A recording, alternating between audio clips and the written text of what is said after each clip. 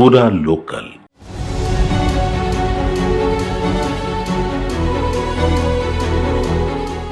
BRS నుంచి బయటికి వచ్చిన కవిత వైఖరి గులాబీ పార్టీ నేతలను మరింత ఇబ్బందుల్లోకి నెడుతోంది.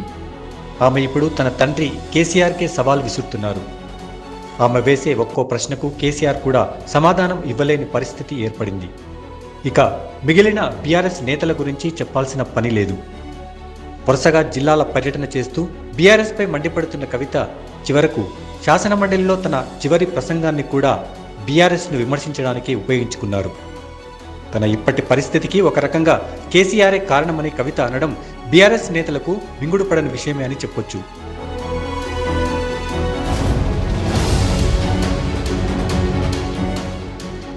కేసీఆర్ గారి దగ్గర మాట్లాడే ధైర్యం నాకు ఒక్కదానికే ఉంది కాబట్టి అధ్యక్ష, ఈ అన్ని అంశాలు నేను ఎప్పటికప్పుడు అడుగుతూ వెళ్ళిన అధ్యక్ష.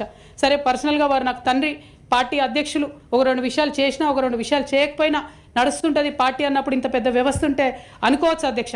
కానీ కింద ఉండేటటువంటి అనేక వ్యక్తులు కంటిన్యూస్గా దురాకతలు చేస్తుంటే కూడా మరి చూసుకోకపోతే కరెక్ట్ కాదు అధ్యక్ష. బీఆర్ఎస్ ప్రభుత్వ హయాంలో తీసుకున్న పలు నిర్ణయాలపై కవిత ప్రశ్నలు కేసీఆర్కే సూటిగా తగిలాయని చెప్పొచ్చు. ధర్నా చౌక్ ఎత్తివేత దగ్గర నుంచి మొదలు పెడితే కలెక్టరేట్ల నిర్మాణంలో అవినీతి వరకు ఆమె ప్రశ్నలు కాంగ్రెస్ నేతల కన్నా బలంగా ఉన్నాయనడంలో సందేహం లేదు. ఇవాళ ఆనాడు బాధపడ్డా ఇవాళ నేను సంతోషపడతా ఉన్నా అధ్యక్ష. ఎందుకంటే అధ్యక్ష, ధర్నా చౌక్ రద్దు చేయడం అనేటటువంటిది ప్రజాస్వామిక హక్కుల్ని కాలరాయడంలో మొదటి మెత్త అధ్యక్ష. ఆనాడు ఇంటర్నల్గా ఎంత ప్రొటెస్ట్ చేసినా కూడా రాష్ట్రం వచ్చింది, ఇప్పుడు ధర్నాలు ఎందుకు, దరఖాస్తులు లేవు, ధర్నాలు లేవు, అన్ని పనులు చేసి పెడతామని చెప్పుకుంటూ వెళ్ళడం జరిగింది అధ్యక్ష. పార్టీలో జరుగుతున్నటువంటి అవినీతి అధ్యక్ష, ప్రభుత్వంలో జరుగుతున్నటువంటి అవినీతిని ఎప్పటికప్పుడు నేను వారి దృష్టికి తీసుకెళ్లడం జరిగింది అధ్యక్ష.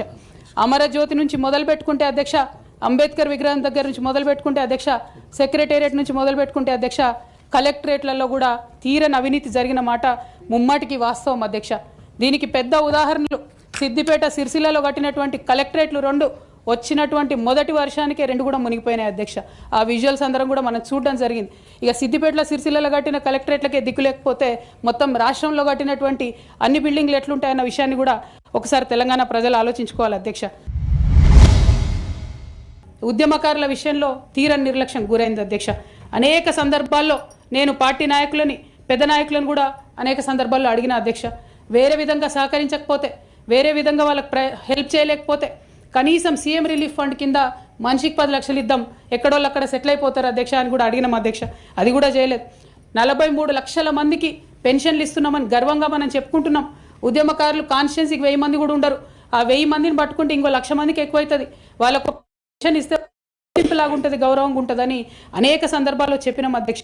అది కూడా 69లో పనిచేసినటువంటి ఉద్యమకారులు వాళ్ళ స్ఫూర్తిని తీసుకొనే మనం ముందుకెళ్ళినామని చెప్పి మనం చెప్పుకున్నాం అధ్యక్ష. టీఆర్ఎస్ నుండి బీఆర్ఎస్గా మారుస్తామనేటటువంటి ఒక కీలకమైన నిర్ణయం తీసుకోవడం జరిగింది అధ్యక్ష. ఆనాడు కూడా ఆ మీటింగ్ నేను అటెండ్ అవ్వలేదు అధ్యక్ష. నేను ఒప్పుకోలేదు, ఈ పేరు మార్పుకు ఒప్పుకోలేదు, నేషనల్ పాలిటిక్స్లోకి వెళ్ళడం కూడా నేను ఒప్పుకోలేదు అధ్యక్ష.